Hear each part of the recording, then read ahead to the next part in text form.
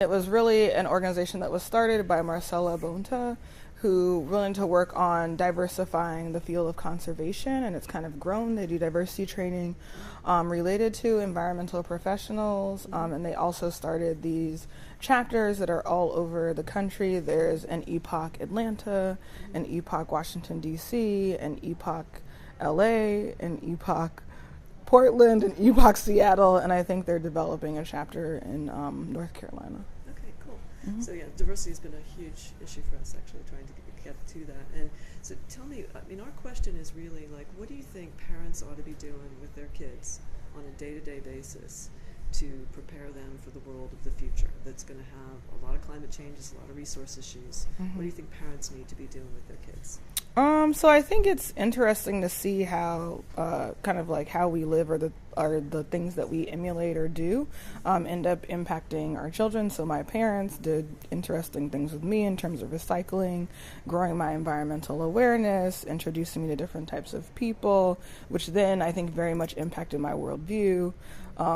I also say that they gave us all organic food, which was very ahead of the time. And although I rejected it, I think initially very early, I've kind of come back to the middle in terms of my own personal and professional work and the work in EPOC NYC. So I think it's taking very practical steps to be able to get kids and youth engaged in a very practical way about organizing, activism, making the connections, understanding diversity and things outside of themselves, and also very much making the connections about how this is a worldwide problem.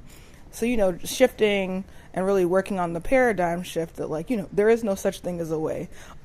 So I think that there are a lot of interesting things that have been happening in terms of movement building and developing. Like we saw in the climate march, it was really interesting to see people kind of adopt this idea and understanding that there are people of color and low income that are disproportionately impacted by some choices that sometimes some of us that are more privileged get to make.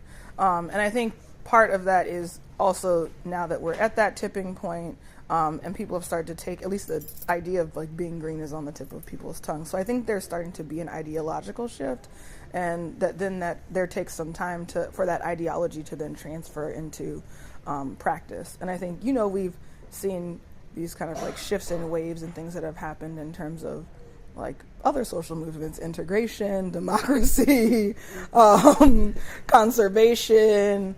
And so I think that, people are kind of reacting to things once they're kind of slapped in the face with it, metaphorically, because I don't condone violence. And so I think that, basically that's what we're getting. People recognize that the weather is dramatically changed and that we're very uncomfortable. And I think that discomfort, and sitting in this discomfort like we're dealing with, not inside but outside right now, is really getting people talking and thinking about what needs to happen. How do they begin to adapt?